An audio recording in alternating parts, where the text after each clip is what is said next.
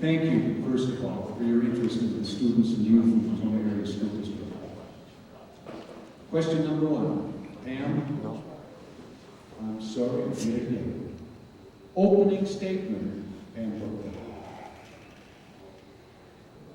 Coming from an educator's family, I really believe learning is very important and a lifelong skill. I believe very much that our students are our future. They are very important to our community and to our country. Education is a key to their success. I may not have much money, but I certainly can give and serve in our community with my time, my common sense, and my experience, as well as my desire to serve. Thank you. James, now 2 minutes. Well, first of all, everybody should be voting now. First of all, I'd just like to thank everybody for the opportunity to be part of this. I think it's a very important opportunity for everyone, especially our children. Living in this area and being here most of my life, I'm thinking, as we think about our education for our students and their future, that's also the future of our community. When you hear so much that we just listen to these children, that's basically where my focus is coming into this, is having some new people like myself, fresh ideas, willing to look at our community, look at our school district, and apply some sensible things to our district, and think of ways that we can continue to expand our students' future while supporting our staff to provide an environment and an opportunity for them to provide that growth for our students. So today, thinking about this as my opening statement, I just I think about the opportunities that there are so much of for our children here. And I think by having some new people on the board and being part of that, that's going to provide an opportunity for this district. And I'm looking forward to that opportunity. Thank you. Katie Rice? So I want to start my opening remarks kind of with a little bit about me. So I'm Katie Rice. I have 3 sons that attend elementary school in the Tomah Area School District. I am actually originally from Mesa, Arizona, and my husband grew up here in Wisconsin and wanted to live here in Wisconsin, so I said okay, and we live here in Wisconsin. And I have a master's of education in curriculum and instruction and a master's in family and human development. I currently work as a clinical lead for a behavior analysis company. I also teach kindergarten through graduate school on a range from typically developing children to children with disabilities, mostly autism. I grew up with a teacher as a mother, so not only was I in the classroom as a student, but also was in the classroom with my mom. I would help grade papers at night. And so I have the motivation through my students and through understanding that these kids they're the future of the world. And they deserve the best education possible. So that's my motivation. I have the education and I have the experience, and I am excited to be able to keep that at the forefront as I run for school board. Thank you. With the opening remarks and comments, this first question, we may hear some of the same answers. 90 seconds is the time, please. Pam, you have number 1. Here we go. What motivates you to become a Tomah Area School District Board member? Basically, that was my first comments. I really believe in Tomah. I've been here since 1989, and it's home, and the kids and education is really important. And I want to serve, and this is an area that I can serve and serve well, and I have, and I would like to continue that. There's no rule that says it has to go the whole 90 seconds, so thank you. James Newman. And if you'd like the question repeated, just ask. I can do that. far as motivation, back to basically when that I don't think your microphone's on. Sorry about that. About motivation, obviously the kids are there, and we keep saying that their future, but a lot of things that motivate me with running for this position is looking at the setup for some of our children in the school district. I want to ensure that they get the support that's needed inside the classroom. With my current children that are in the school district, some of those having some special needs and stuff.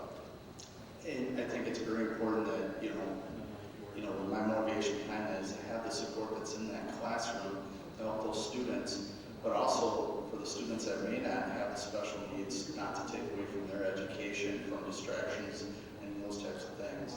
The other part is to continue on the safety and well-being of our kids in the classroom. All across this country, we're still dealing with a lot of things that are unimaginable. And I want to continue to keep some focus on how we're going to ensure that our kids are safe in the school district, and also provide confidence that our parents and our community has some input on all of those different things, not just safety, but also our education for our students. Thank you. Katie Rice? So as I mentioned before, my main motivation is my kids. If you know me, you know I'm a mama bear. I do anything for my kids, and being able to be on the school board and keeping them in mind, they're my number one motivation. I did homeschool them last year with the COVID. I did not feel comfortable after doing research and looking at the data. I did not feel comfortable with them wearing masks for 8 hours a day, and so I decided to homeschool them. Because masks were optional at the beginning of this year, I decided to put them back in school. 3 days later, the district superintendent sent out an email saying that they were going to, again, mandate masks.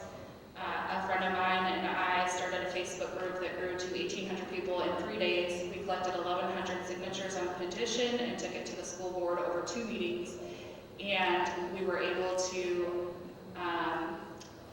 the board was able to vote to keep masks optional. And during those 2 months of basically research became my full-time job. And during those 2 months, I saw the need for people on the board that could use critical thinking as they make decisions for our children, their education, and their well-being. Thank you, Katie.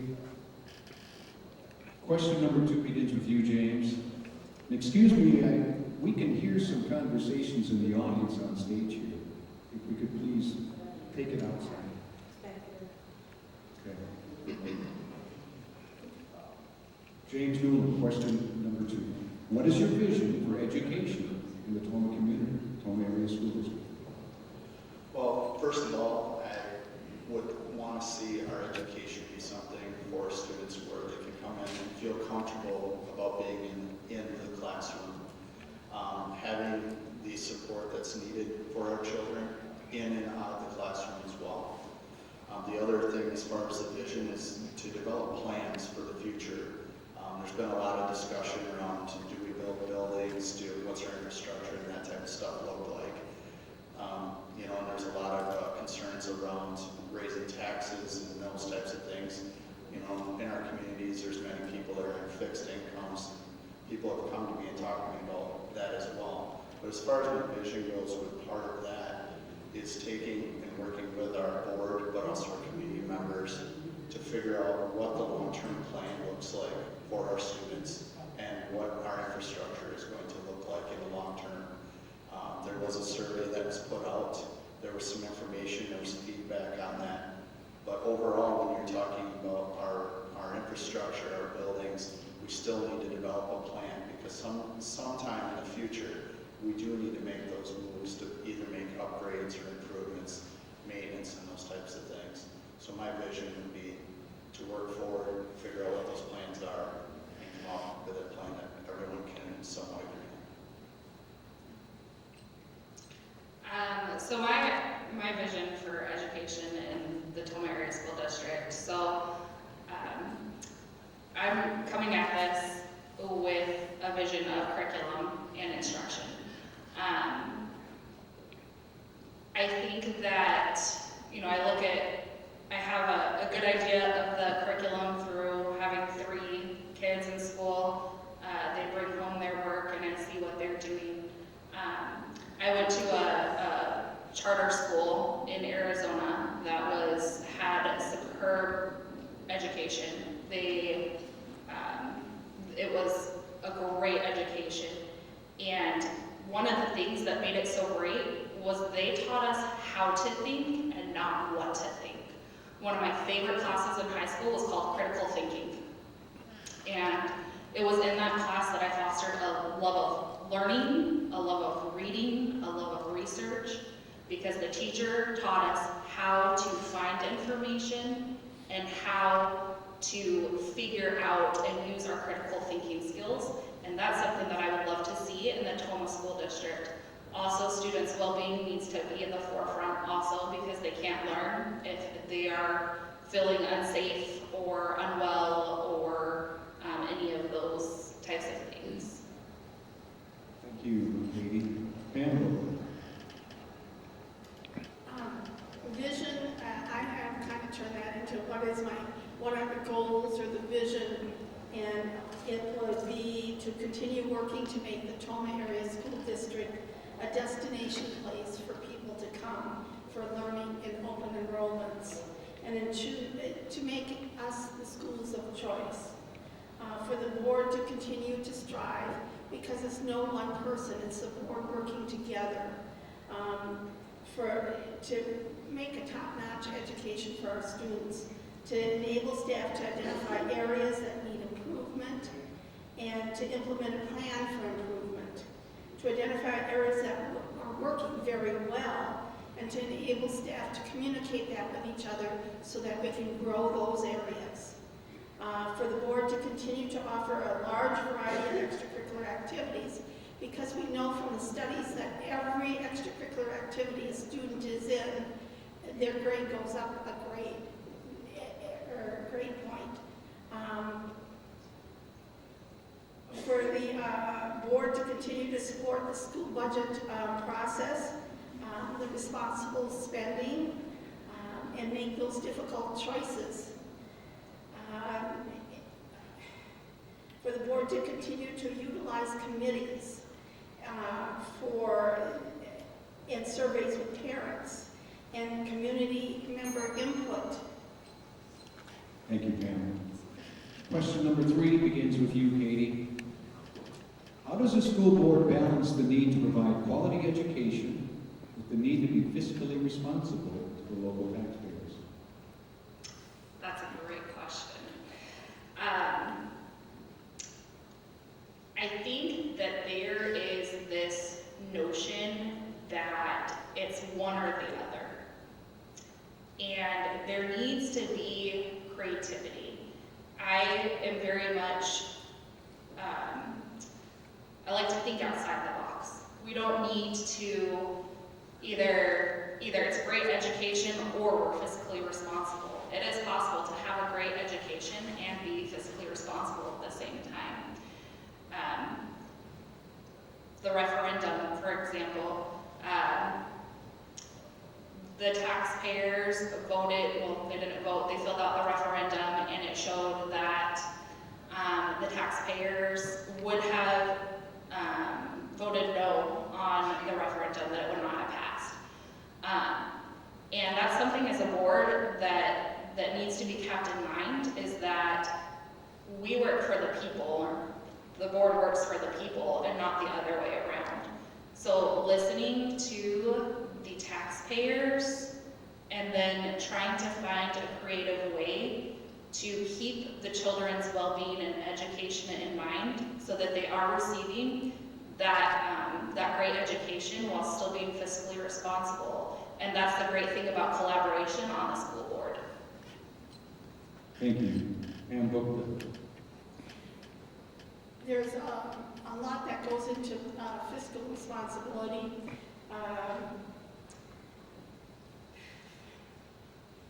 We have several. There was not just one referendum that was talked about. We have one coming up shortly, operational referendum. It won't change the tax base because one operational referendum is ending, and if the other one takes over, it won't change the tax base. We do not want to cut programming for our kids. I sat on the board where we had that massive decline in financial intake, and we had to cut some things, and we had to be creative. We don't want to go through that again. The project referendum is something that we know that we have to go back to the board and the community and look at again.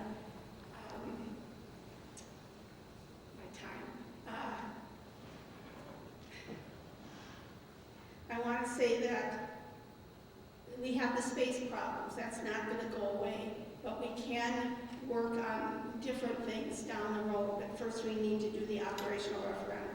We also need to hire, we just hired last night the new business manager. We'll let you finish this sentence. Thank you, Pam. Yeah. We won't cut you off that abruptly. James, if you'd like the question repeated again, we can do that. But you're up next. Can you repeat the question? I certainly can. How does the school board balance the need to provide quality education with the need to be fiscally responsible to the local taxpayers? All right.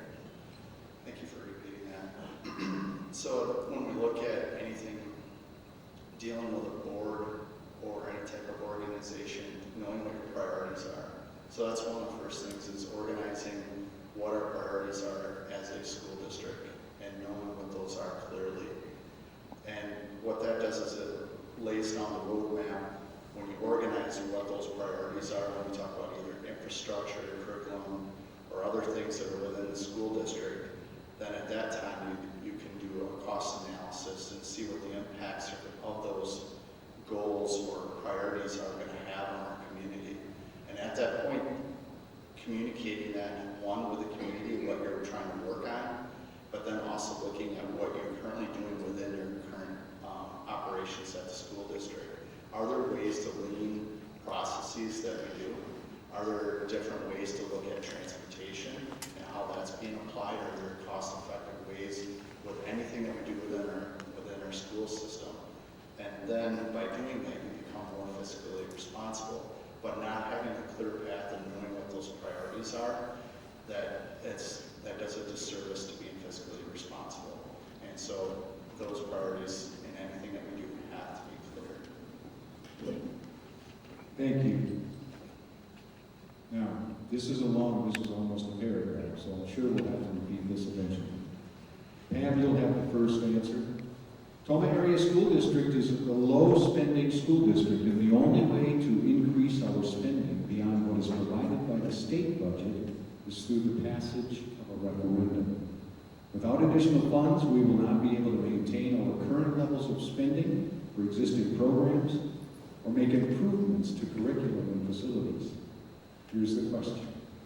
How would you actively support a referendum to pay for providing the quality education taxpayers expect from the Tomah Area School District? How would you actively support a referendum to pay for providing the quality education taxpayers expect for Tomah Area School District? We've started this process already. We have a timeline and a course of action. We need to get out and talk with people and educate, share the facts of what it means. We need to go to all the townships. We need to, hopefully, we'll be invited to the groups in the community to talk. We did this all process with the other operating referendum, and we need to go back and do that again. Something that should have been done all along. So we need to take it on the road, and I'm not a good public speaker. It's all locked in here, but I can't get it out really fast. So I apologize for that. But we need to get out, we need to educate, we need to use social media better. We need to just get the education help get it out, get it out. Answer questions. You still have time? Thank you, Pam. James? Okay, with this question, I think a lot of it's gonna, we're being impacted by many things right now. Inflation, we're looking at people's, wages. Are they enough to offset their costs of living at home? The different expenses with fuel going up even for the school district and whatnot. How do you go about getting people on board with that? You're not going to get everybody on board with a plan or the long-term outcome that you're looking for. There's going to be some people that are just not going to agree with what you're trying to do. If you use a common sense approach, look at where you can have cost savings within your school district.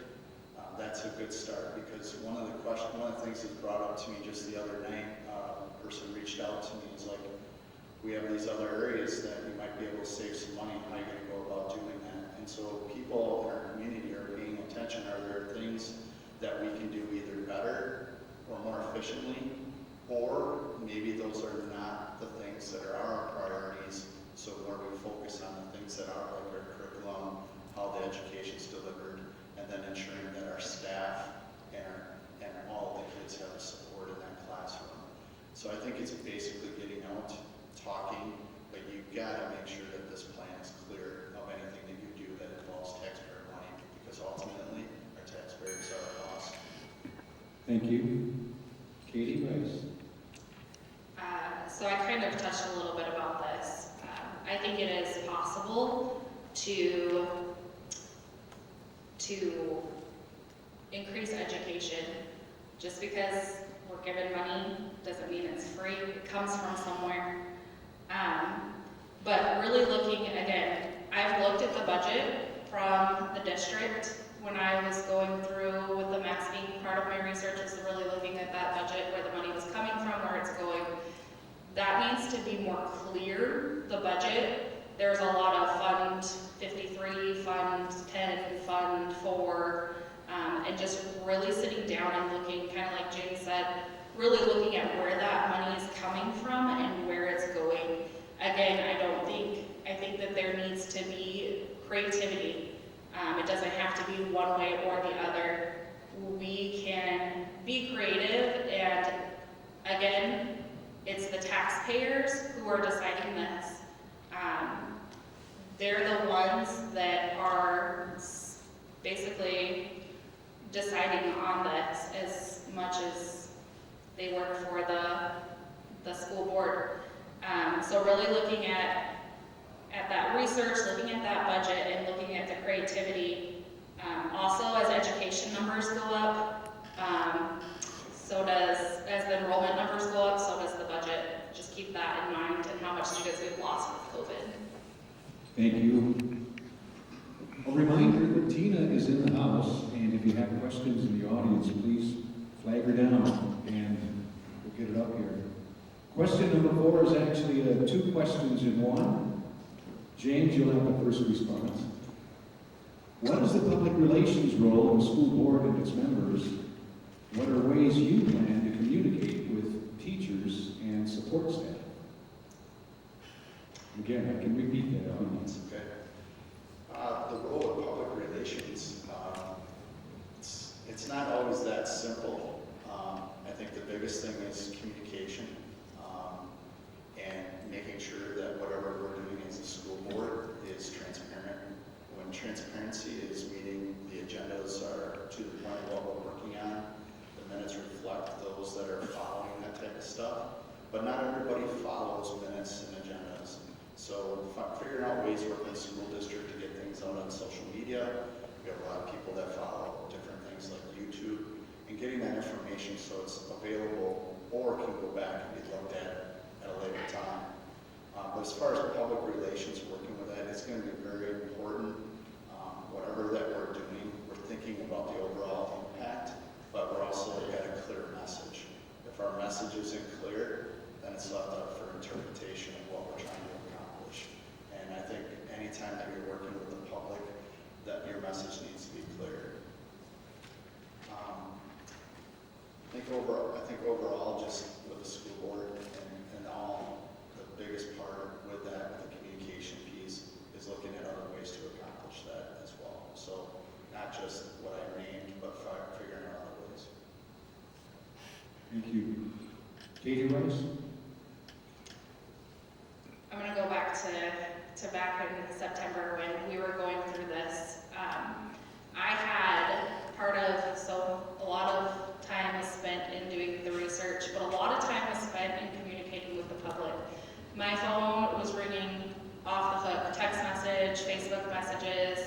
I had so many people messaging me. I had teachers messaging me saying, thank you so much for all you've done, and I can't speak against this, or I can't speak what I think because I could lose my job. And I really kept that door open to this day. I have people messaging me constantly, stating some of their concerns in the school district. And that is huge for me to be able to talk to the taxpayers. I'm gonna say it again, the board works for the taxpayers, they're the boss. And so really listening and sitting down, some of the people that disagreed with me, I even suggested, hey, if you have questions, let's go grab something to eat and talk and try to see if we can figure something out. So my phone is always open, messages are always open. I love talking to people, and I think that that is one thing that people have seen, is that I am willing to listen. Thank you, Katie. Pam? Could you repeat the question? Certainly can. What is the public relations role of the school board and its members? What are ways you plan to communicate with teachers and support staff? I have always been open to talking with everyone.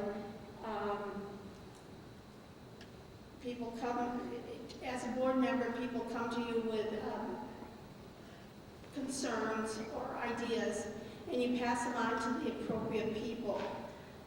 If it's a concern with a staff or how a child is being treated, a student, it needs to go to the appropriate people, and then the board member needs to step back, because at some point, if it comes to the board, you cannot have been involved with it, because you have to make some decisions about it, and maybe, and the family has to present one thing, and somebody else, whoever it involves, has to present the other thing, like a judge. You have to be up there and make those decisions. So they purposely leave us out until that point.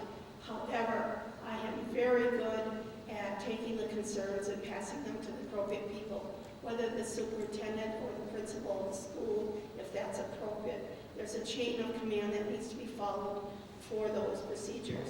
But I'd love to sit down and talk with people and do on a regular basis, especially if they come into the senior center during the day and we can talk about things. But you have to know how it is, how it should be handled, to have it handled appropriately. Thank you, Pam. Katie Rice, you have the first response. Much change has occurred within the last few years. Obviously, with the pandemic, technology, delivery of instruction, school environment. School districts must adapt faster than ever. What is your main goal for your first year of the board? That's a really loaded question. Glad you're going first. Yeah, I know, right? Of course, I go first on that. Okay, so number one, I'm going to drive this point home: education, curriculum.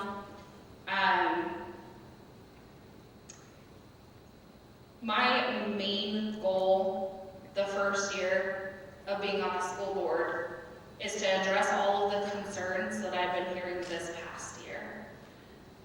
Education has tanked. Let's be honest. All of those unnecessary quarantines, they took a toll on the education of our children. I know that the board voted to use ESSER's funds to use RTI, which is like an intervention type of a package.